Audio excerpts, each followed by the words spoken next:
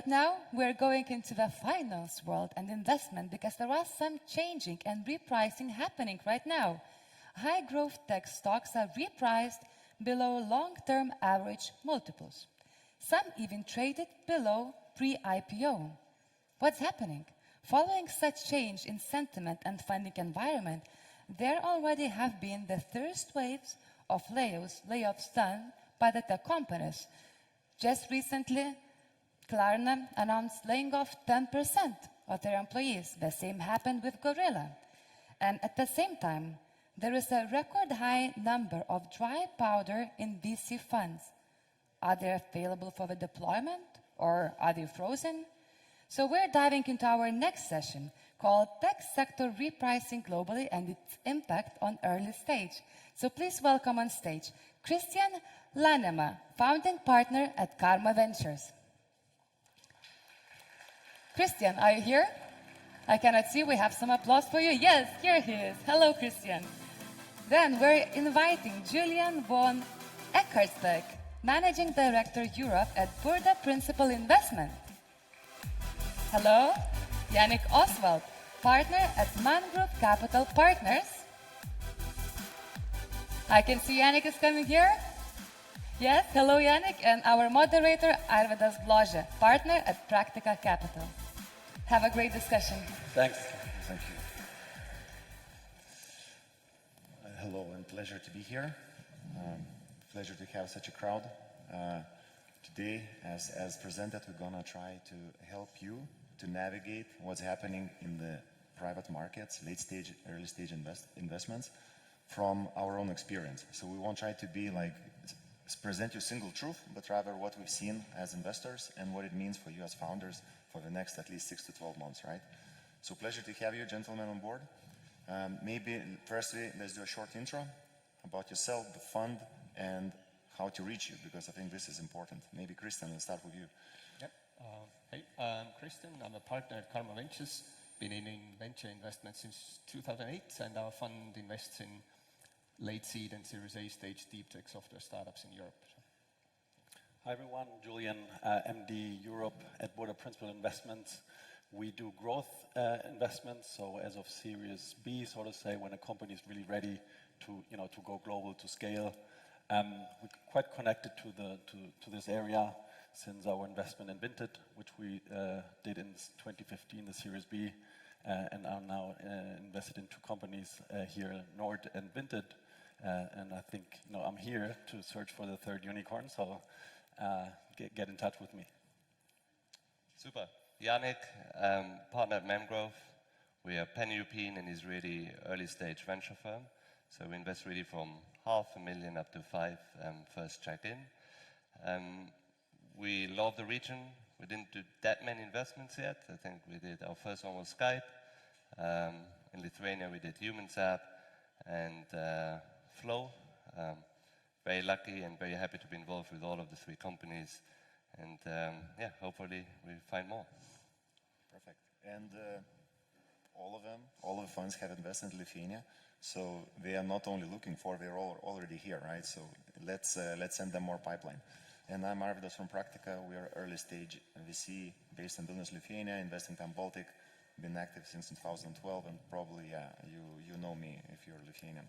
So coming back to the discussion points, I'd say, like presented, we have a clearly risk-off environment in the markets where many companies are priced below IPO or even pre-IPO private rounds, right? So it definitely affects later stage funding environment, and in turn early stage funding environment, and in turn every startup that wants to raise money in these circumstances. Just this week we had Klarna firing employees, Gorillas firing employees, and I think there will be a lot more such news coming our way. But at the same time, VCs are sitting on a record level dry powder. So there's a record level of money available to invest, and we'll try to dig in what's going to happen.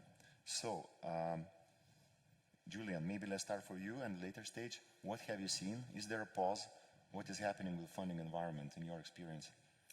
Look, I think as a VC, I want to make money, right? I have to make money. That's what I'm being paid for. That's why people give me money.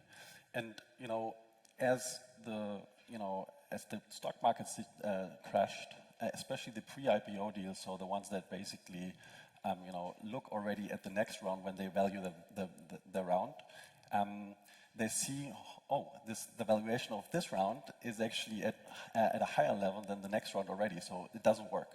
And so this round will be complicated. People, will discuss, valuations will go down. That's actually what happened at Klarna. And there it starts. And then it basically cascades down. The next round we'll see basically the lower valuation of the pre-IPO round and so on and so on. At Series B, where we invest, it, I guess, reached 1 or 2 months ago. So things are getting complicated there. A lot of companies that have been hyped previously and overvalued and sitting today are struggling to do the round. Founders wait because obviously they don't want to do a down round, and that's how basically everything gets messy and slowed down. Okay, thank you. And maybe Yannick, how was your experience, and what did you see in the markets? Yeah. So I think for all the founders here, to give this a positive note, everything will get easier besides raising capital. But I think recruitment, client acquisition, everything will get easier from now on. But so what we are seeing, I think this started end of the year. Last year, with interest rates going up, capital getting more expensive, and this year, obviously the conflict and the supply chain issues developed into a hammer, kind of. And so what's happening is, I think it's twofold. Yes, there's a lot of dry powder, but funds will be raised at a lower pace, so investment pace will go down. Very normal. We have been in an abnormal period the last 3 years. So that's number one when it comes to funding, and when it comes to valuation, which is a return to normalcy. I think that's how we look at it. The important part here is what does it mean, for the day-to-day of entrepreneurs. And I'd say entrepreneurs in this region, make cash is king, make sure you get a fair valuation, there is capital out there, good businesses will get funded. Prepare yourself a little bit ahead at the early stage. At the later stage, we'd say get cash for 2 years, just in case, and make sure growth is not the only parameter anymore. That's how we look at our businesses. Okay, thank you. And Kristjan, what do you see? Especially, probably we are interested in the Baltics, as you are one of the most established investor here. I think it's happening exactly as Julian said, that it's cascading down through all cycles or all phases. And I think in this region, in seed and Series A stage, this type of dramatical impact on valuations and drop in deals has not happened yet, but it's more like everybody is aware that it's coming, and there's a lot of waiting and seeing currently. I think the entrepreneurs have not moved saying that, hey, let's do a deal, 30% lower valuation, and the VCs are a bit hesitant. And why this hesitation is there is that everybody sees that later stage is becoming more difficult. This means that in order for my fund to make my returns, I need to actually make a deal at a low valuation. Otherwise, I will go in expensively and get a kind of exit. So that's what's happening, and we'll see how it's going to be resolved. If there's a quick turnaround to positivity, then I guess that the early stage doesn't feel the impact. But if it's going as many expect that it's going worse, then it will kind of reach also the early stage. Okay. Yannick, you want to add something? So I think this is an excellent point. If you want to understand most of the investors, I don't want to put us in that category, but I'd say the big bulk of the investors is people are trying to figure out how to value stuff. And so if I'd be an entrepreneur, I'd essentially say, the exercise you have to do, it's something you always did before. It's, hey, if I raise that amount of capital, I can reach that, and I think that we were worth that much. And I think you be a little bit more proactive with some investors, as everybody's trying to figure out what's going on. Exactly. Okay. If we could switch gears a bit and kind of zoom in into valuations and deal structures, right? We saw last year growth funds coming in with no leak prefs, like we saw like Tiger Global emerging now, kind of, I don't know what's happening with them. We saw 100x ARR multiples kind of skipping seed round, no leak prefs, completely founder-friendly deals in 2 minutes. How you think this is going to change valuations and deal structures in the coming 6 months? Julian, maybe we can start with you. Look, I think unfortunately it's exactly those companies that have been funded by these companies, which, you know, I think are great companies normally, but they typically are capital intense and now high valued. And so it's unfortunately exactly those companies that now struggle, you know, because of the down round typically, but also because they need so much capital that, you know, if I invest now, I'm concerned about two things: the return, which we talked about now, but also the possibility that they will get money as well later on. And so, you know, short term, I think these companies will struggle. So there's a, let's say, short term, I would say almost stress test. So which company will make it, which not, which is, I think, also a quality a factor. And I think in the long term, valuations will just be lower and everything goes on. And, you know, and that, I think, despite any, let's say, macroeconomic problems or so, I think dry powder is there. Valuations will go down to a normal level. And I think from there, you know, we still want to, you know, progress. We still want to invest. And that's why I'm pretty positive in terms of venture capital and funding. I'm less positive on macroeconomic cycles, but I think this is not the topic today. So yeah. Okay. Maybe Kristjan, you could also tell how you see this valuation deal structures changing.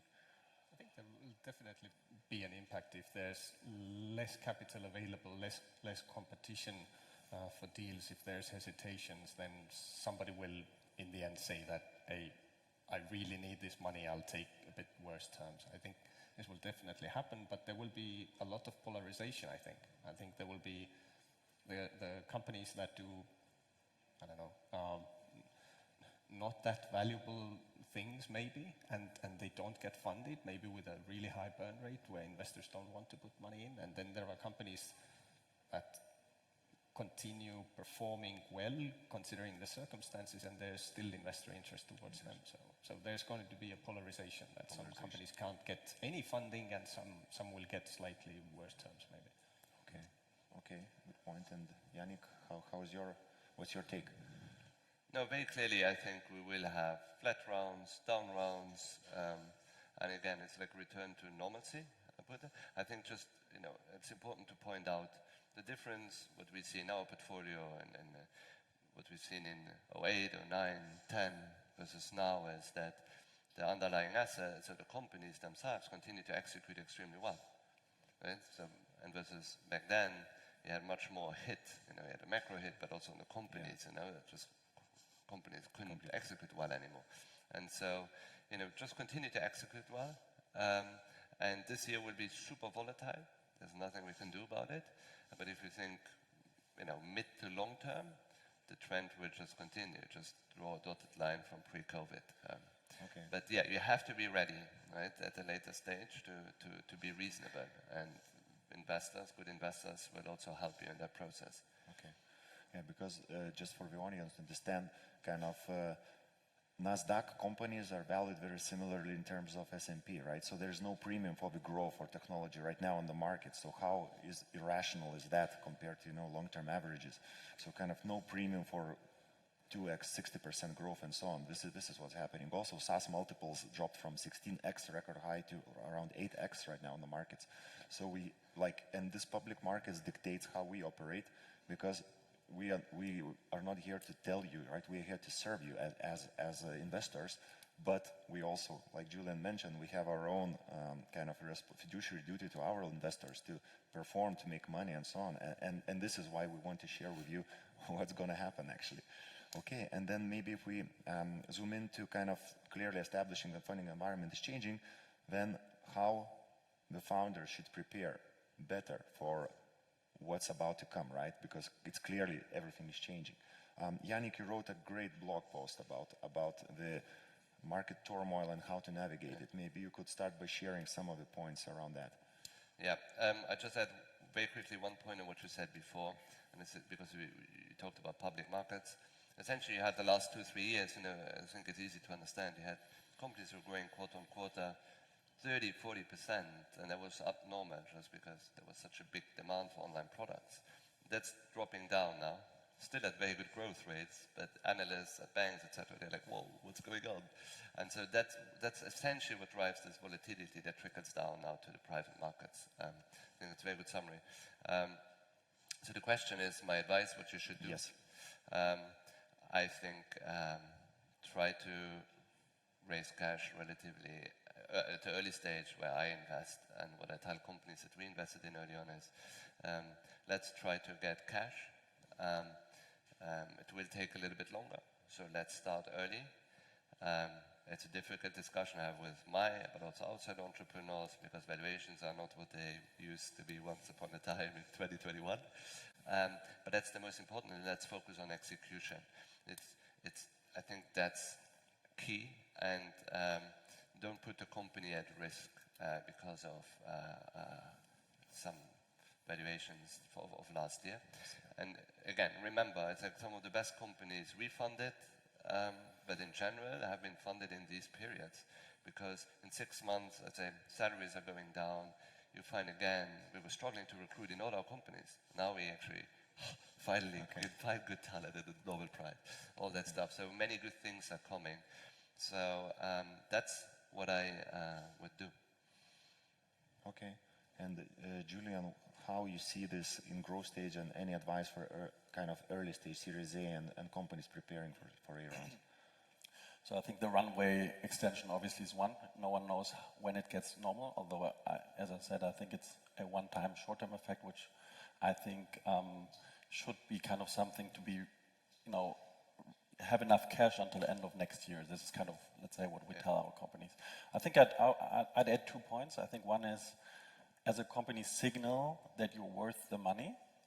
So, you know, if you are a company that is active in certain cities, for instance, and, you know, you burn money in all those cities, show that there's a track towards profitability in 2-3 cities, in the most important cities, because that obviously shows that, you know, to investors, that you're able to scale in such a way that at some point everything can be profitable. So this signaling has to happen a bit faster.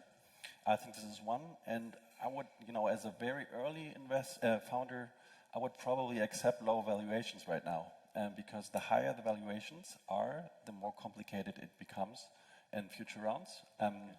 And obviously you should not give it away for free, but, you know, just accept the reasonable valuation, because it'll make things easier. Kristjan, what's yours and Karma's experience, and do you see kind of our, you know, region being any different in terms of, you know, a bit lower burn rates? Or I don't think that there is like regional differences that much. Of course, this is different, that here the cost base is slightly lower, so this helps.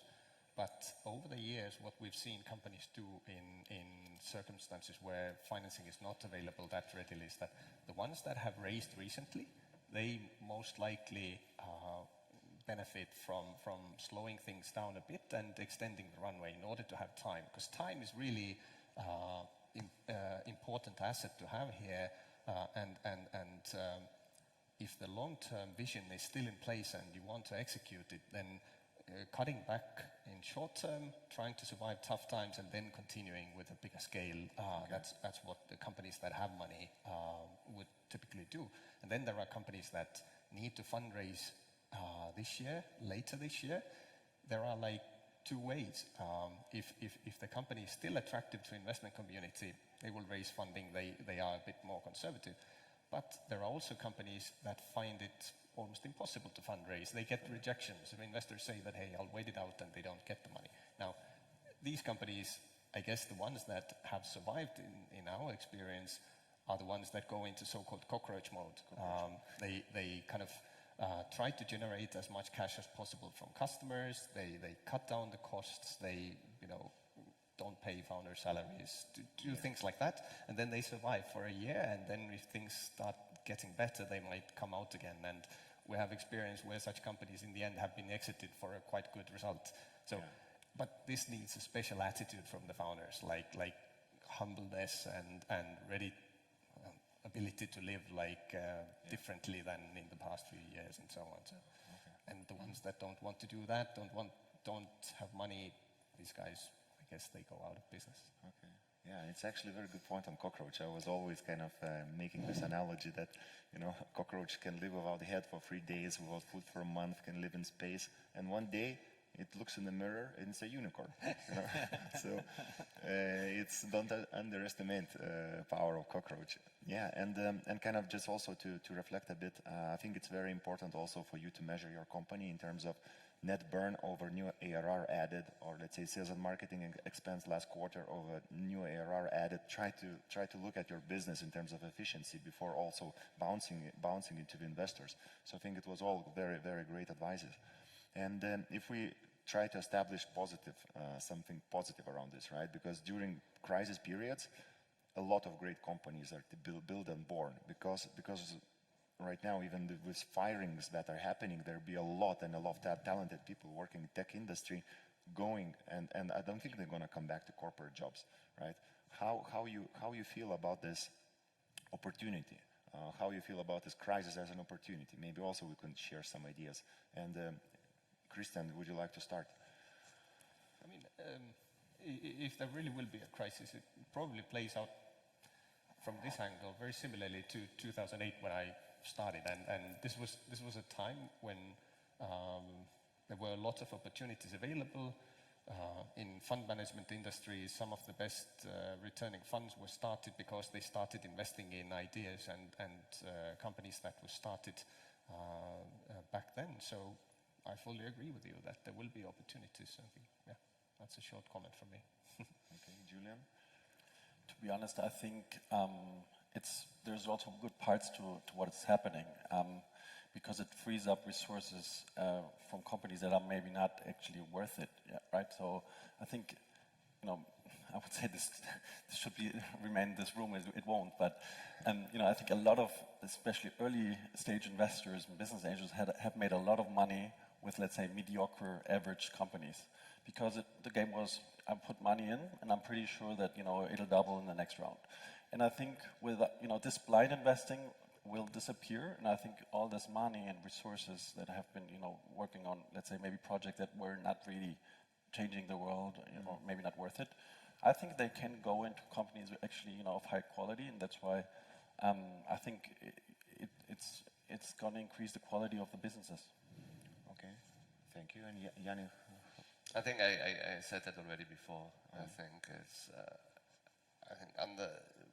at the end of the day, more things get easier now than more difficult, right? As long and as we see in our portfolio, and that's the most important, that the market doesn't freeze, so that that companies can execute and continue to generate, build a good business. That's the most important, and we don't see that right now. So I think, you know, it's going to be a good time. And I think, you know, it's even for founders sometimes. The last 3 years have been so crazy. See companies, somebody raising money, it didn't make any sense from investors, didn't make any sense. And, you know, it kind of distracted even some founders, it frustrated them. And so, you know, I think it's, at the end of the day, you know, this year will be a bit harsh and a bit weird, but next year and so on, things will look much better than they've been previously. I agree. Okay. So it's good to have also optimism because, yeah, I don't know. It's, yeah, depending on how macro will play out, it's either going to be short-lived or, yeah, we're going to go. I think, you know, besides perhaps Estonia, valuation have been quite reasonable, though, in the region. That's why we're here. Okay, so good. If we could zoom in a bit on your fund strategy, did it change? Do you adapt anything? What you think is going to be, any new conversations you particularly target, and where you think opportunities will come? Kristjan, maybe with you. I think for us, not too many things will be changing. I think, like me and my partner Margus, we got a good experience 14, 15 years ago from the previous crisis, and one of the main learnings was to have a really good portion of the fund for follow-on investment, so you can support your companies also through the difficult times. And this is what we've done in Karma Ventures 1 fund, and then we currently see that it's really valuable because the companies with longer cycles where some later stage investors are hesitant, but the long-term value is still there, we still want to extract that value in the next 5 years, and that's why we have this rule that will keep roughly half of the fund for follow-on investments, and that helps us. And so we continue doing that also with Fund 2 investments, that we do the initial ticket that gives us like our target ownership, but at the same time, you know, half of the fund will be for the well-performing and valuable companies that we can support later. So we'll continue similarly. Okay. And Julian, how? So in terms of the strategy, I would say focus on what you're good at. So, you know, your sweet spot. Don't, you know, deviate, whatever it is, right? It can be sector, it can be a stage, it can be, you know, a business model, region. So whatever your sweet spot as a VCs, I think, you know, really stick to it and don't do FOMO deals or anything, or, you know, this is a quick money converter. I think this is kind of, we've been quite good at it, but I think this is definitely something that we want to do even more. Okay. Yeah. I do give 3 answers. So at the later stage, pretty much aligned with you, it's like we tell our companies 2 years of cash, try to stay above 50% year-on-year growth. I think these are metrics I've seen all over. So that's number 1. At an early stage, we are very disciplined investors. I think we continue to do what we do. One of my investors asked me if we was like, well, no, actually the prices we paid were good. So, you know, I think it's very important. So we continue to do what we do. They are probably slightly slower, but we're very close to action as we spend a lot of time, obviously, with our companies right now to, you know, give them some confidence or comfort and make sure they raise capital. The ones that didn't yet. The second point, I think, for founders, it's important just when it comes to overall the market and the mentality of investors. Right now, the pendulum swung back, right? It was very founder first. Now it's more like the investors get back a little bit of power in general. And so, if I were you, I had a story if I raise capital presented as a very good deal for investors. You know, they are kind of bargain hunting right now. So it's important to adapt that story. May be true or not, but present it like that. I think it helps a lot.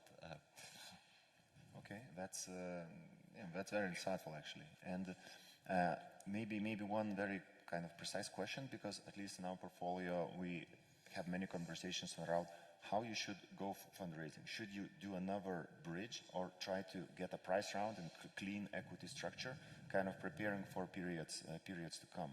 Is it better to do second convertible after one you have, or to try to aim a price round? Like, any advice you can share on that? Whoever wants to take it.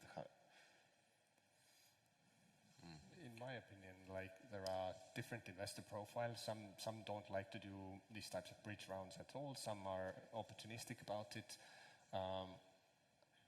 I'm usually having discussions that build as many alternatives next to each other as you can. Talk to the investors who could do a bridge. Try to kind of put together a price round. It's a luxury if you have like multiple options and then you can choose. You know, it doesn't make sense to be like too fixed on just one way of doing it, because usually there's more than that. So. Okay. I mean, I can add to this. I think, you know, from our side is look for funding, and if there's no possibility, we'll do the bridge. I couldn't care less about a down round, to be honest. If it's a good business, it's a good business. And, you know, it's not like going to be the only company. So bridge we'll do, but only if, you know, there's not other opportunities. Yeah. Okay. I think, just let me add one thing, and I don't go into detail, but I wrote about it in my blog, and I said it's called the dirty term sheet. So what's happening now is many founders and investors want to protect sometimes their valuation, and they come up with fakey term sheets that actually hide a down round and stuff. I think just overcomplicate stuff. Just have a very transparent, open discussion around the value of the business. Essentially, draw a picture what you can be worth in 2 years from now. But try to make it a simple process, because if not, it can bite you back. Yeah. Okay. And I think we're approaching the end of our discussion. We have some questions. I see one question is about Bitcoin, if it will go up, but we will maybe skip this and not speculate. And then there's question, will the follow-up investments will be more favorable over the new investments in this period? More favorable for? Sorry? More favorable for? Than new investments. So would you follow or make a new investments? Kind of save your comfort for all the companies? I think with that regard, I continue as usual. So great companies are great companies, and I want to be in. I want to back them, and I want to be partner, to be honest. Okay. And then I think we have like funds in different stages of the life cycle. So first fund is currently only doing follow-ons, and we are kind of looking after the portfolio. The second fund is so early in its life cycle that we don't have to think about follow-ons yet. It's only new investment. So that's how it works. There was a question for you. They are cutting us off, but about the mangrove specifically targeted, what will happen to your investees like Burda and Wallapop? Yeah. They might have weekend construction coming. No, I will not talk about any company specifically, but I think so. I mean, how we invest. I mean, now is the time, obviously, to double down on your winners that you like, and to support these companies. I think that's important for investors. And I think we hashed around that topic already. I think the companies that need cash and they might struggle to get cash. Well, you talked about it. You need to get the company into a safe harbor, right? Okay. It's very simple. Yeah, and I think we're just right on time. Perfect. So thank you so much for listening, and thank you for participation, sharing ideas. I hope it was useful.